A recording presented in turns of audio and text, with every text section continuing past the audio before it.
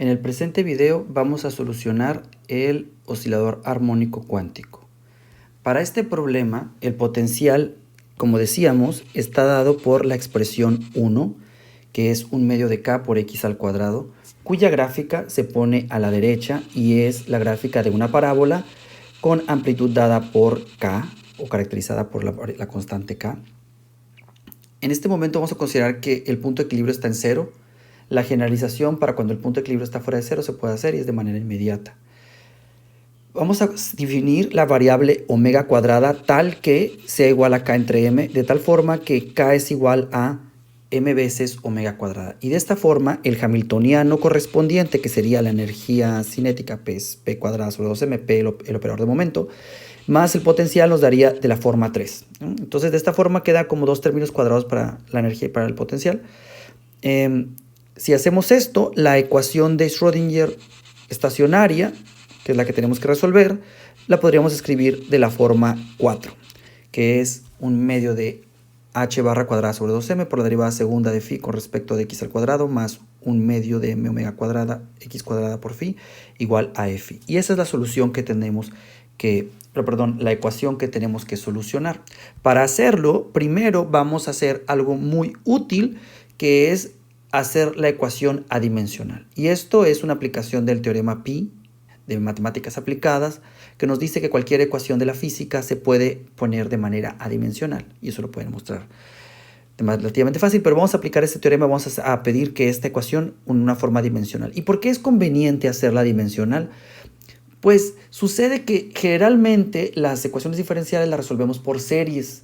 Entonces una serie además una serie de potencias. Entonces más vale que la variable que estemos elevando a la potencia pues no tenga unidades para que podamos sumar términos cuadrados con cúbicos, etcétera, etcétera, ¿no? Entonces si tiene unidades pues ya no se pueden sumar. Entonces para utilizar y hace más fácil pues interpretar estas soluciones. Entonces vamos a hacer adimensional esta ecuación. La variable aquí es la variable x. Entonces vamos a hacer adimensional pidiendo que x hacemos... Voy a bajar un poco el contraste del color negro para que se note que estamos haciendo esta parte. Hacemos que x sea igual a alguna constante por determinar alfa 0 por alguna variable g. No escogí esta, pero bueno. ¿No? De tal forma que entonces la g es igual a x sobre alfa 0. Bueno, con este cambio de variable, mi ecuación diferencial, ¿cómo nos quedaría? Nos quedaría derivada, por ejemplo, tenemos que cambiar, aquí es inmediato la x cuadrada, nomás sustituimos, pero la derivada segunda es la que digamos puede darnos más problema. Entonces vamos a ver cómo se ve una derivada. La derivada de phi con respecto de x, utilizando regla de la cadena, se puede hacer derivada de phi con respecto de g por la derivada de g con respecto de x. Ahora, ¿quién sería la derivada de g con respecto de x? Se puede ver en esta expresión. A esta le podemos poner la ecuación 5, a esta la ecuación 6. Entonces, la derivada de la ecuación 6, derivada de g con respecto de x, nos da 1 sobre alfa 0, y sería 1 sobre alfa 0 por la derivada de phi con respecto de g. Esa sería mi ecuación 7. Ahora, la derivada segunda, entonces, pues sería 1 sobre alfa 0 cuadrada, ¿verdad? Entonces, sustituyendo en ecuación de Schrödinger, 4, nos quedaría menos h barra cuadrado sobre 2m por 1 sobre alfa 0 al cuadrado por la derivada segunda de phi con respecto de x al cuadrado más 1/2 de m, el omega cuadrado se queda igual y el x cuadrado pues nos quedaría alfa 0 cuadrado por g cuadrado por phi igual a e phi. En esta expresión podemos, como es usual, hacer 1 el coeficiente de la derivada segunda. Bueno, el menos todavía lo vamos a dejar, lo vamos a cambiar después. Entonces sería menos derivada segunda de phi con respecto... aquí me equivoqué, ¿verdad? Es g cuadrada aquí. Voy a borrar. ¿Por qué me equivoqué aquí? Perdón.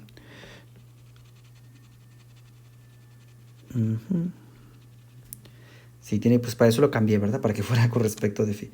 Entonces lo voy a poner acá. Con respecto de phi. Entonces derivada segunda con respecto de phi al cuadrado.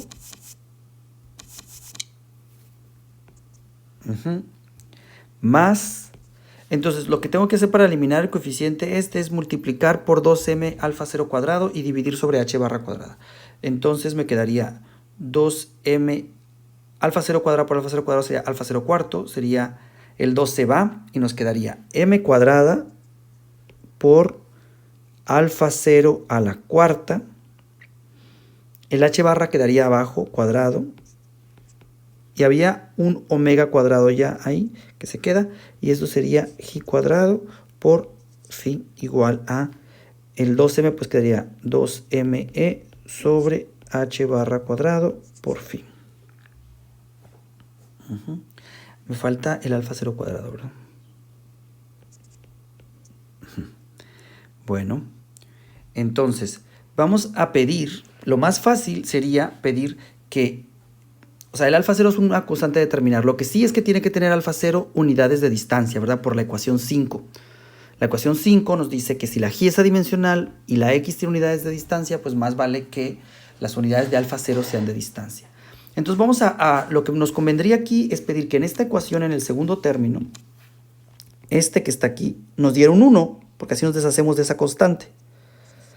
Entonces pedimos que sea 1 y luego comprobamos que si pedimos que si se puede hacer que sea 1, es decir, pedimos que sea 1, determinamos alfa 0 y luego vemos que alfa 0 con esos valores que encontremos sigue teniendo unidades de distancia. Entonces pedimos que esto pedimos que sea la unidad, o sea que sea 1. Entonces, para que fuera 1 necesitaríamos que alfa 0 cuadrado sea la raíz del inverso que lo acompaña, ¿no? Entonces sería que sea h barra y abajo tuviera una m y un omega.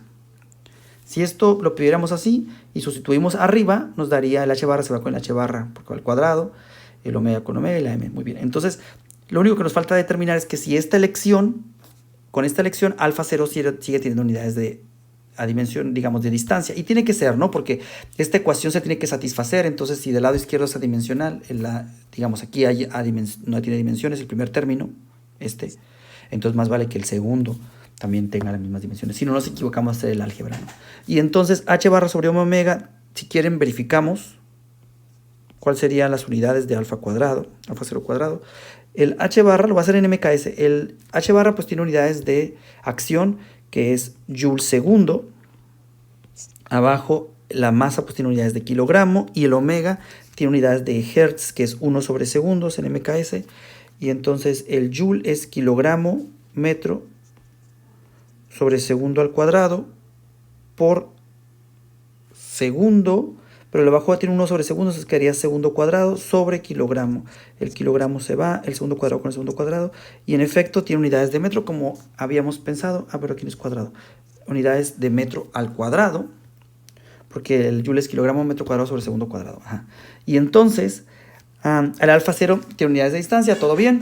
Entonces, lo que hemos encontrado es que según la ecuación, o para simplificar la ecuación, lo que nos conviene es medir la distancia en unidades de alfa 0. Entonces, alfa 0 es la unidad natural para las distancias. Unidad natural para esta ecuación, para este problema, para este potencial. ¿Y quién sería alfa 0? Pues alfa 0 es igual, de acuerdo a la ecuación que pusimos antes, sería la raíz de h barra sobre m omega. Y fíjense, ya encontramos cuál es la distancia, la unidad natural para este potencial. Esta ecuación le voy a poner ecuación 8.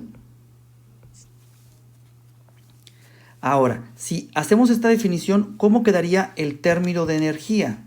El término de energía es el término de acá, ¿no? Entonces, la energía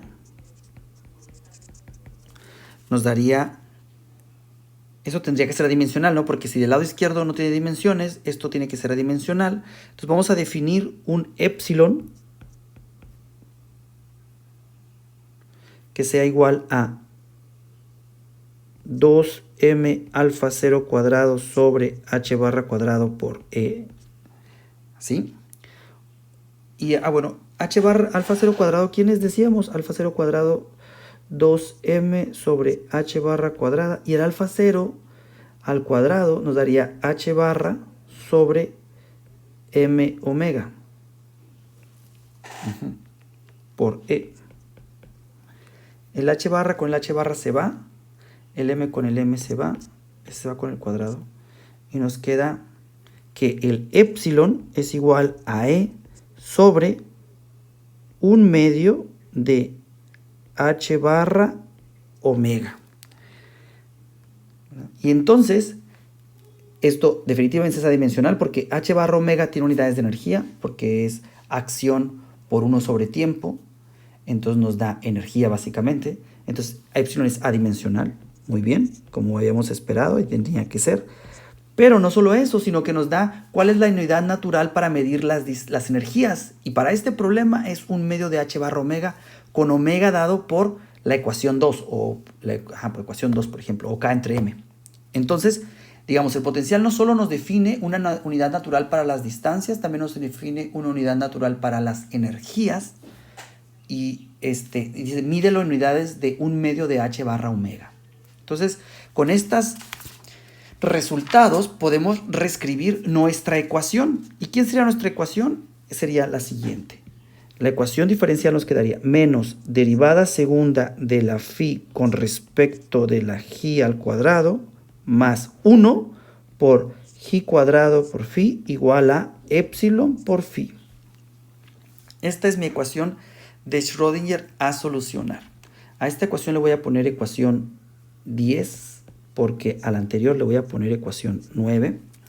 Y aparte voy a llevarme esta ecuación para solucionarla. Vamos a solucionar esta ecuación diferencial, que ya es adimensional, ¿se fijan? Porque la g no tiene dimensiones, la epsilon tampoco. Entonces vamos a llevarnos a la siguiente hoja, que está aquí. Y queremos solucionar esta ecuación.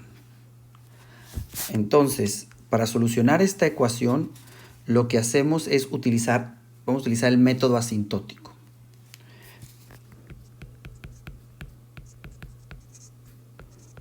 Método asintótico. El método asintótico lo que hace es proponer una solución para la ecuación diferencial como un producto, un ansatz, digamos, o una adivinación inteligente, que sea un producto de funciones que describen el comportamiento en diferentes regiones. ¿A qué me refiero? Por ejemplo, en este caso, lo que voy a hacer es tomar ecuación 10 y ver cómo se comporta la ecuación 10 en infinito, cuando x es muy, muy grande. Y luego, la solución que me salga, la voy a poner como parte del ansatz que voy a poner ecuación 10. Vamos a decir, entonces, con el método asintótico estudiamos el comportamiento en infinito. El comportamiento para x grandes, es decir, para g grandes, cuando g tiende a infinito. Si g tiende a infinito en la ecuación 10, la derivada segunda no sé cómo va, porque a saber, ¿no? Entonces nos quedaría menos la phi b', que no sé cómo va, es la derivada segunda, pero el más g cuadrada, como el g está tendiendo a infinito, ese término seguramente se queda, entonces g cuadrada por la phi. Y el lado derecho, la epsilon, pues es una constante, ese no crece, y la función phi no puede diverger, porque en infinito decíamos que tenemos que pedir que la función de onda se muera, ¿no? Entonces, por condiciones de frontera, entonces esto da 0. O lo que es lo mismo, tenemos que la derivada segunda menos g cuadrada por phi debe ser igual a 0. O sea, en infinito, el que tiene que anular el término con g cuadrada por phi es necesariamente el término de segunda derivada. Y ese término de segunda derivada debe de amortiguar o cancelar en esta suma y quede 0, porque el lado derecho de la ecuación no puede hacer eso. Entonces, podemos pedir nosotros, ¿no?, que necesitamos algo que derivado 2 veces nos dé una g cuadrada por phi. Entonces proponemos que la phi sea igual a una exponencial que vaya por g cuadrado, por una constante a por g cuadrada. De tal forma que si yo derivo dos veces la phi, fíjense, derivo una vez, me va a dar derivada exponencial, es el exponencial, por la derivada de lo de adentro nos va a dar dos veces AJ cuadrada. Esto le voy a poner fin infinito, ¿ok? Para decir que es la fin infinito. Dos veces A por J por E a la A por J al cuadrado. Esa sería la solución, la primera derivada. La segunda derivada de la función, como gobierna en infinito, como se comporta en infinito, sería la derivada de esta cosa. Y nos daría, pues, la derivada del primero por el segundo sin derivar, más la del segundo derivada la derivada del segundo por el primero sin derivar. Entonces, la derivada del primero nos daría dos veces A por E a la A por J cuadrado. El otro término sería más 4 veces A cuadrada por J cuadrada por E a la A por J cuadrada. O lo que es lo mismo, nos daría que esta solución es 2 veces A por la phi en infinito más 4 veces A cuadrada por J cuadrada por la phi en infinito.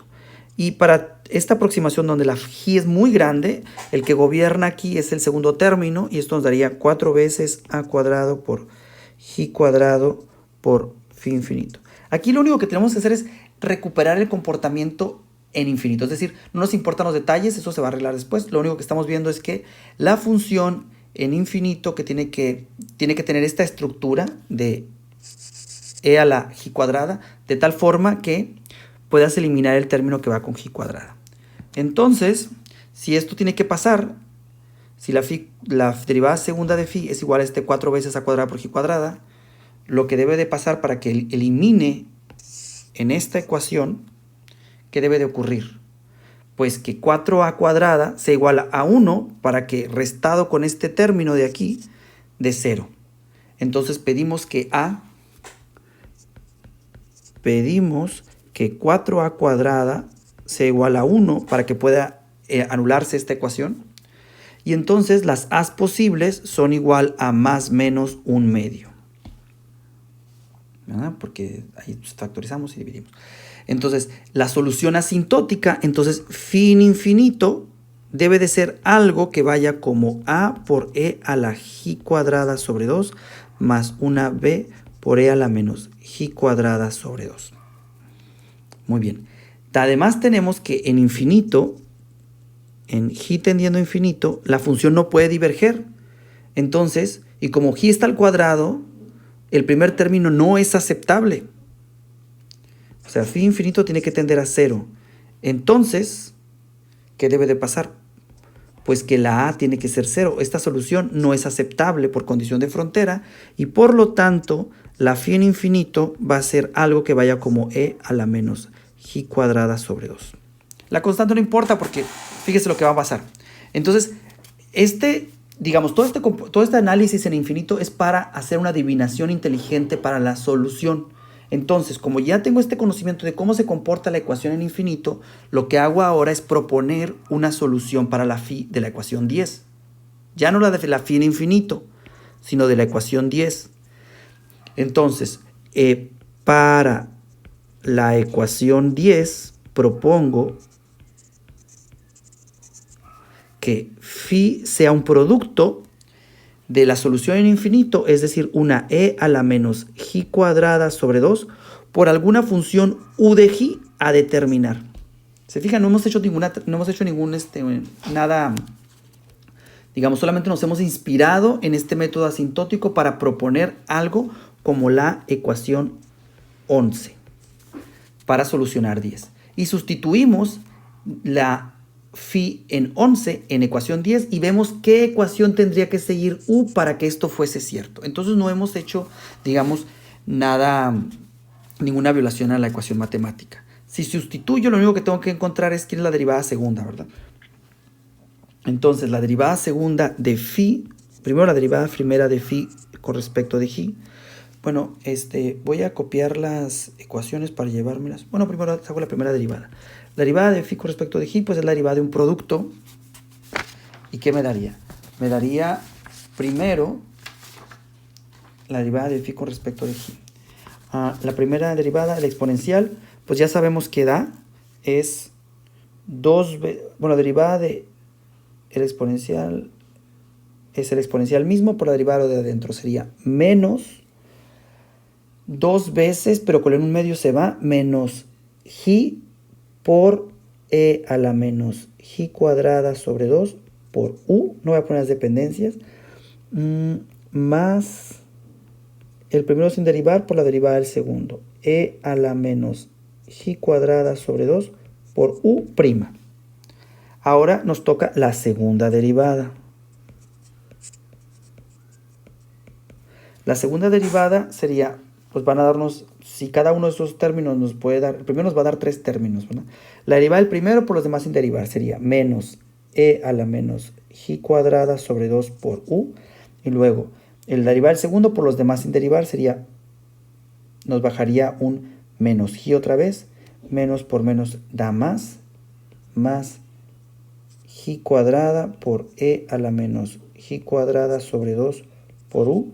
Y el tercer término, que es la derivada del primer término de arriba, sería menos ji por e a la menos ji cuadrada sobre 2 por u.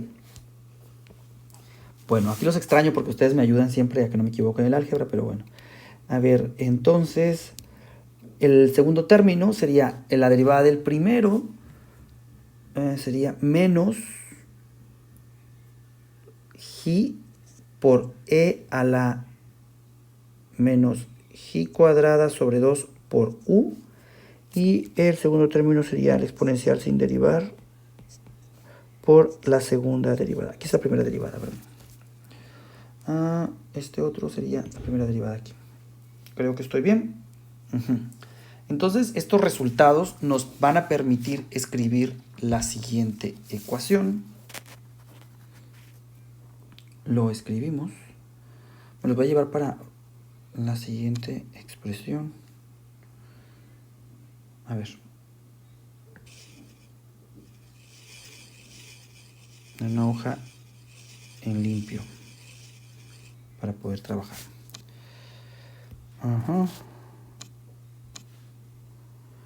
Bueno. Entonces, sustituyo en ecuación 10 estos resultados y sería, la segunda derivada serían todos estos términos, estos 4 términos. Los voy a poner.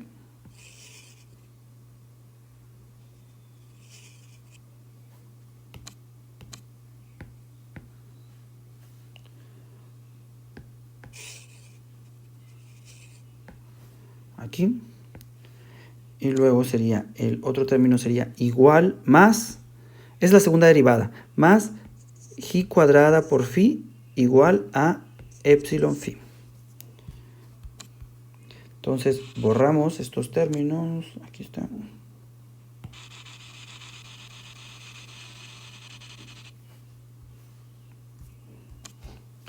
Bueno, entonces tenemos que encontrar la ecuación para u. Bueno, algo que podemos ver es que la exponencial esta es redundante.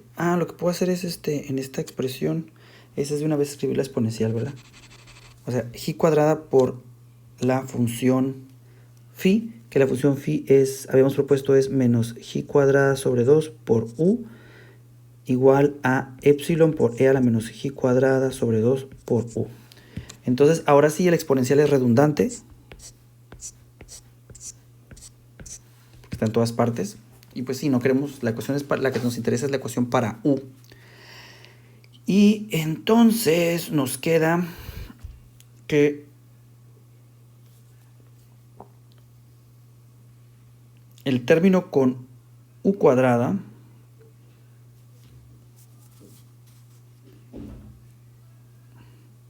pero hay un signo menos, ¿verdad? Entonces, para poner el signo menos, aquí nos quedaría un signo menos general. Por la segunda derivada es este. Esto es segunda derivada, pero con un signo menos afuera, ¿no? Este es este signo menos. Por la segunda derivada, que es todo esto, más ji cuadrada, así. Entonces, ahora, los exponenciales se van en todas partes.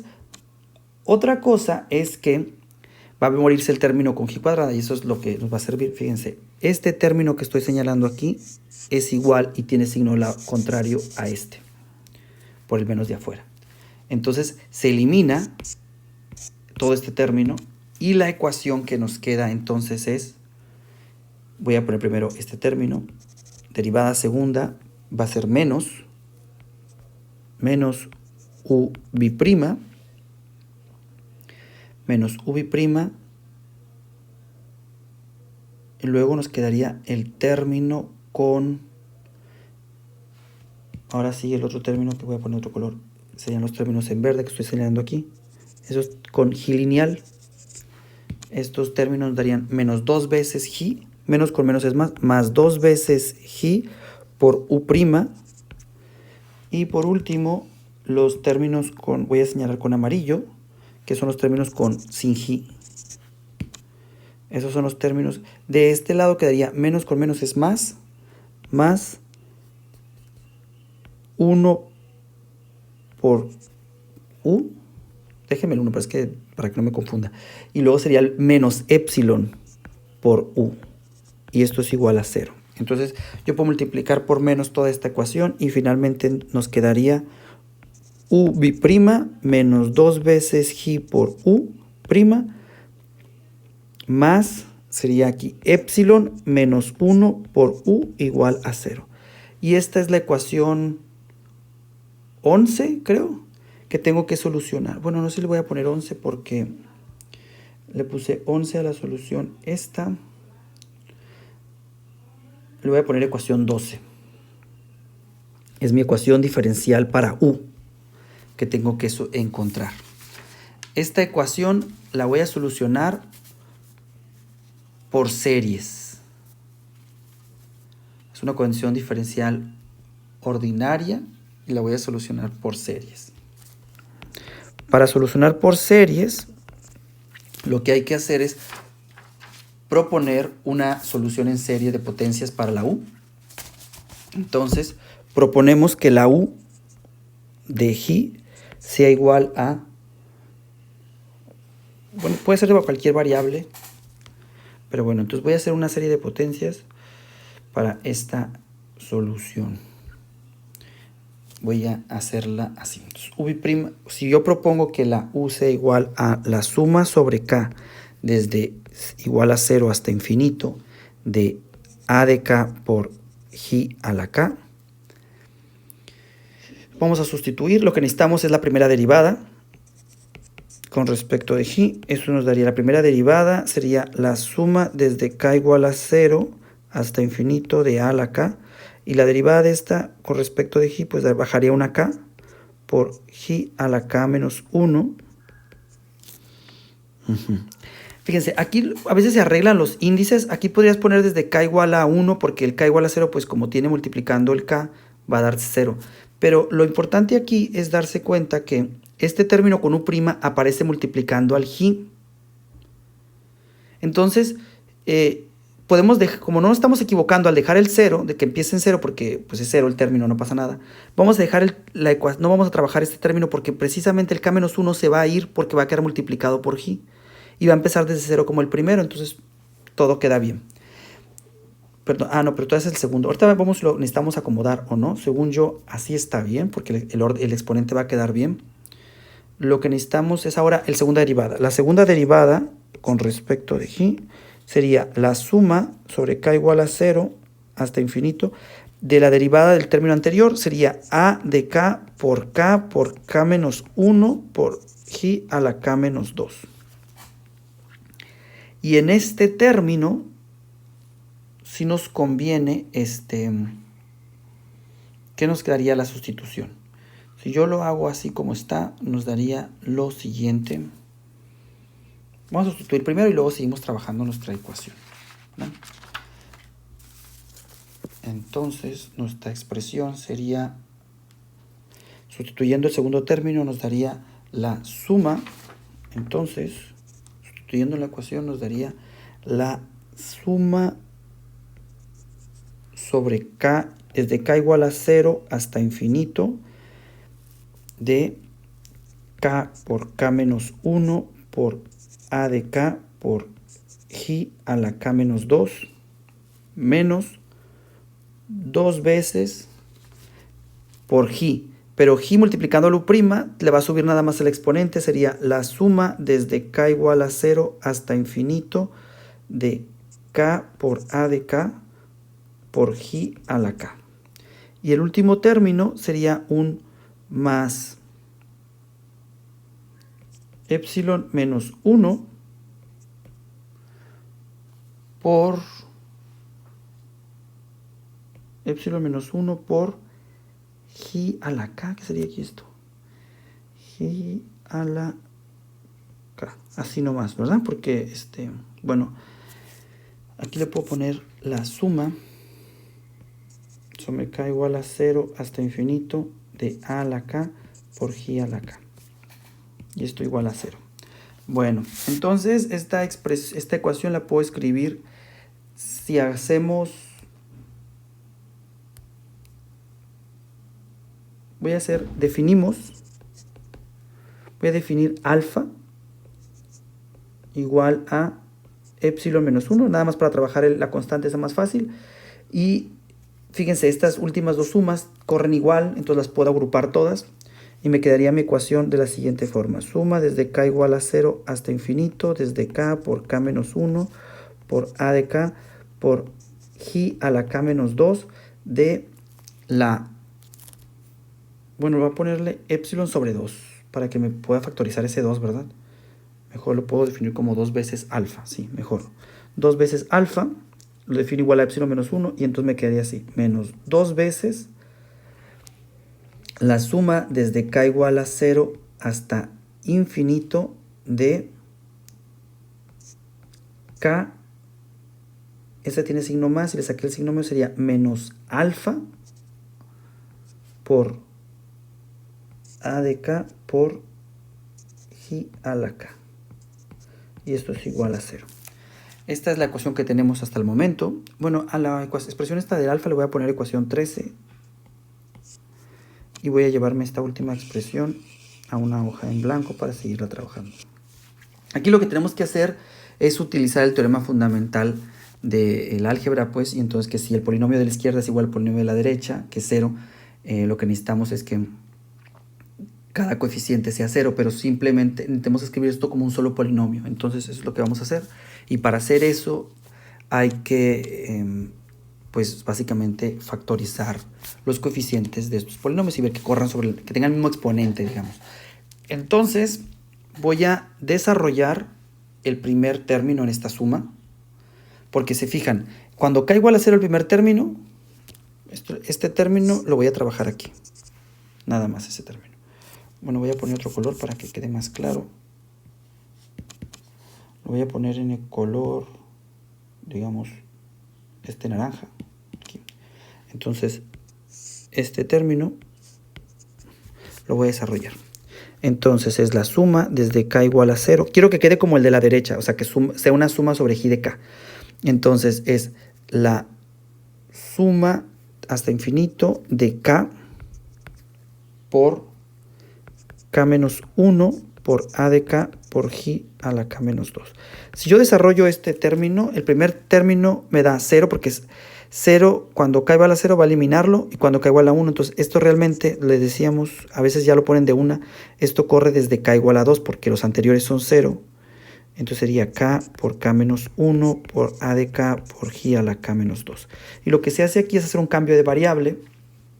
Voy a proponer alguna variable Q, el índice pues, que sea K menos 2. De tal forma que cuando K vale 2, Q vale 0, y que K es igual a Q más 2. Si hacemos este cambio de variable, sería la suma desde Q.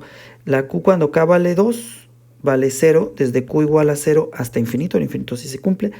K decimos que es igual a Q más 2, K menos 1 pues sería Q más 1, el A sería A de Q más 2 y la G sería G de Q. Ahora, este índice que yo me inventé pues es dummy, ¿no? O es tonto porque igual corre una suma, entonces le puedo poner como sea y le voy a regresar a la notación de K. Entonces esto es igual a la suma sobre la K. Lo cambio de nombre otra vez. Me queda K más 2 por K más 1 por A a la K más 2 por J a la K. Y entonces, sustituyendo en la ecuación anterior, me queda que la suma sobre K igual a 0 hasta infinito de K más 2 por K más 1 por A la K más 2 por J a la K, menos 2 veces la suma desde K igual a 0 hasta infinito de K menos alfa por A de K por J de K es igual a 0. Entonces ya tiene el mismo exponente y corre sobre el mismo índice, y entonces yo las puedo juntar y me quedaría que esto es igual a la suma desde K igual a 0 hasta infinito de K más 2 por K más 1 por A de K más 2 menos 2 veces K menos alfa por A de K, esto por J a la K, y debe ser igual a 0. Para que esto ocurra, como el polinomio de la derecha tenemos un 0, todos los coeficientes deben ser 0 para toda K. Entonces necesitamos que este término entre paréntesis cuadrados se anule. Y de aquí podemos sacar una relación de recurrencia, que sería la siguiente. Entonces tenemos esta expresión, esto igualado debe estar igualado a 0.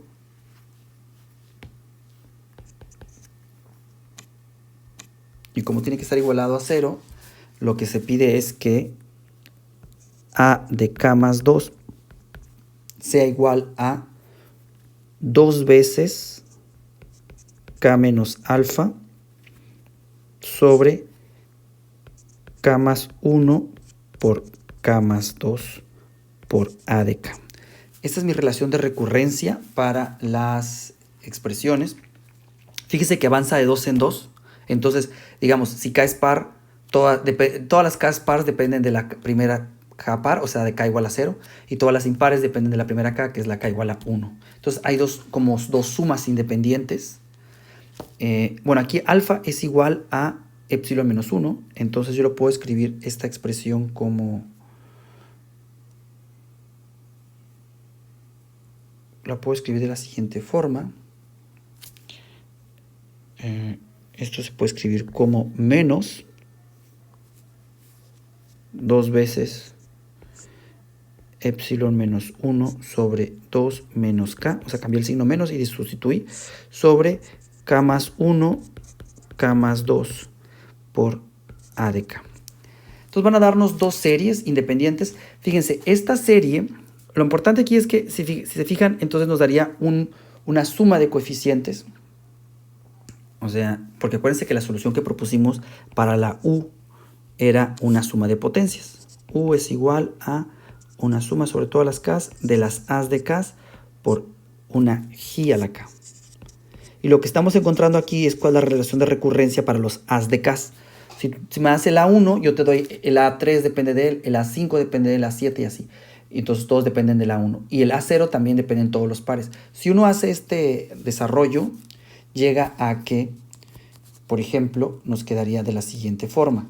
U nos quedaría igual a un A0 por 1, y va cambiando de signo, ¿no? Por el signo menos, sería menos 2 veces, voy a dejar el número alfa, 2 veces alfa sobre 2 factorial por el J cuadrado más 2 al cuadrado por alfa menos 2 sobre 4 factorial por J a la cuarta, y luego aquí menos 2 al cubo por alfa menos 2, así, ¿no? Digamos, voy a dejar hasta el segundo término nada más, pero ya, si no, lo termino nunca. Más, y luego el término con los impares, A1 por A J menos 2 veces alfa menos 1 sobre 3 factorial por J al cubo más 2 al cubo por alfa menos 1 por alfa menos 3 por J a la quinta sobre 5 factorial. Y bueno, a estos polinomios que surgen aquí, porque fíjense, resulta que si uno no toma así el resultado como está, la suma esta crece indefinidamente para cualquier valor de alfa. Perdón, para cualquier valor de J, crece indefinidamente porque sumas términos y términos. Entonces necesitamos truncar esta suma. Y para truncarla, necesitamos que haya alguna K más 2 hasta donde llegue. Entonces, para truncarla, truncar la suma que está aquí, o sea, para que no diverja esta suma que está aquí arriba, necesitamos que pare en algún momento los coeficientes. Y para truncarlo necesitamos que el término que está aquí arriba, que voy a señalar en rojo, este paréntesis, se muera para algún k. Entonces necesitamos que el k, más bien, necesitamos que el epsilon menos 1 sobre 2 sea entero, sea algún n, tal que cuando k sea igual a n, a ese entero, porque k corre sobre los enteros, el término se anule y de ahí todos los demás coeficientes son 0. Y si uno hace eso, lo trunca, porque entonces las soluciones solamente así pueden ser regulares, para obtener soluciones regulares, que acuérdense que las soluciones para la ecuación de Schrödinger tienen que ser cuadrado integrables. Entonces, depende de ese n, tú eliges cuál solución sea. Si truncas el par, matas el A1 impar, ya tienes, te elimina toda la parte impar y la par nada más te corta en el n par, ¿no? Y luego sigue al revés y viceversa. Entonces, por ejemplo, si uno hace a n igual a 0, le da el polinomio de Hermite de 0, que eso es el variable de la constante 1, el h2 es igual a 4x cuadrada menos 2 y el h4 es igual a 16x cuarta menos 48x cuadrada más 12. Y las impares son estas. Aquí siempre queda una constante por determinar, pero lo que se pide es que normalice a 1, es decir, que cuando... Bueno, ahorita lo vemos más adelante, cuando vemos las propiedades del polinomio de Hermite en un video diferente. Pero por lo pronto les digo que a estos polinomios truncados se le llaman los polinomios de Hermite.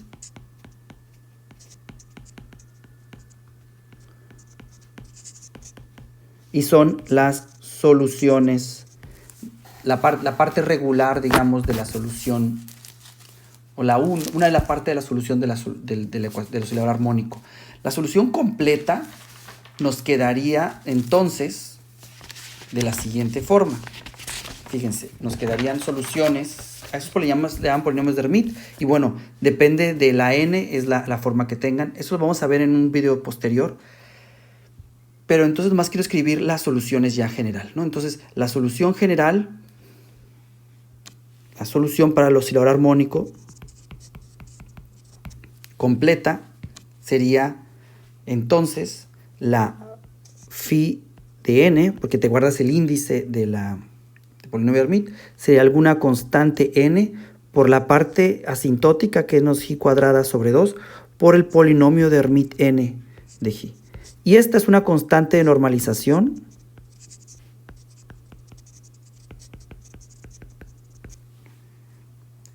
Y luego la otra cosa que llegamos es que si uno necesita que la ecuación se trunque, la condición que poníamos, ¿cuál era? Era la condición que epsilon menos 1, esta que está aquí, ¿verdad?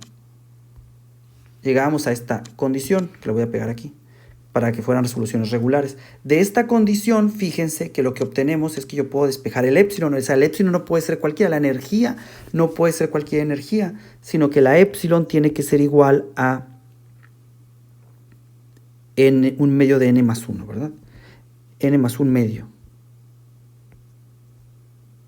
Lo multiplico por 2. 2n sería 2n menos 1, ¿verdad? Ahora, esto es básicamente lo que nos salió, 2n menos 1. Pero ¿quién era nuestro epsilon?